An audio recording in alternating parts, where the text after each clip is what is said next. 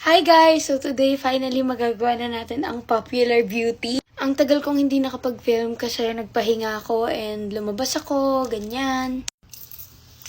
Ngayon, finally makakapag-film na ako and we're gonna start na dahil medyo full pack ang face natin ngayon. Pero wait.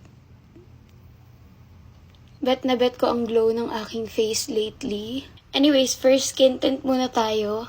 Huwag niyo nalang pansinin yung broken nail ko dahil, oh my god, paggising ko, wala na siya. And then concealer, alam nyo guys, feeling ko nga yung mga ginagawa kong videos, parang Popular Beauty rin yung atake nun eh. Kagaya neto. So parang ganun yung vibe ng gagawin natin today. Medyo smoky, may eyeliner, ganyan. Para sa akin, ang definition ng Popular Beauty is si Madison Beer talaga. If hindi nyo siya kilala, check nyo siya guys. Lalo na sa Instagram yung makikita nyo.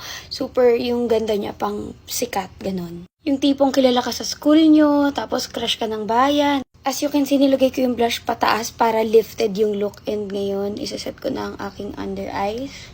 For brows naman, gagawin ko lang yung usual brow routine ko. So, nothing special.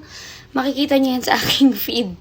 Contour para super magmukhang snatched. And of course, bronzer. Dahil ang mga popular girlies talagang bronze goddess yan. And syempre, magbe-bake tayo. If gusto nyo malaman yung baking technique ko, let me know. Cause magmumukha talaga kayong filter pag ginawa nyo to. Promise. Alam niyo ba guys, nakakatawa kasi nung high school pa ako. I mean, nung nagsischool pa ako, may mga nagpapapicture sa akin. Tapos na-curious ako, bakit sila nagpapapicture sa akin? Eh, hindi naman ako sikat. Hindi pa ako artista nito. So, ako naman pumapayag lang ako at the time na magpa-picture sila sa akin. Kasi, syempre, nakakahiya. Tapos, tinatawag nila akong mini Ariana Grande dahil kamukha ko raw si Ariana nung bata siya. Sabi ko naman, oh my god, ang dami ko ng kamukha. So, guys, naglagay ako ng translucent shade sa buong eyelid ko. And kaya naglalagay ako ng darker shade dito lang sa outer part. And then, maglalagay tayo ng black dito lang sa pinaka dulo.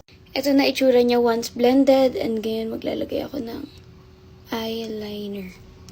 And then, mascara na tayo. Gamit ko ang Sky High mascara ng Maybelline. Tignan nyo guys yung nagagawang difference ng lashes. Boogs!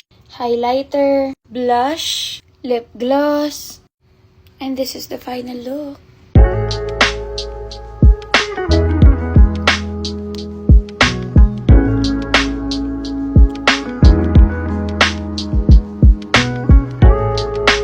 Yan lang guys, sana nag-enjoy kayo. Bye!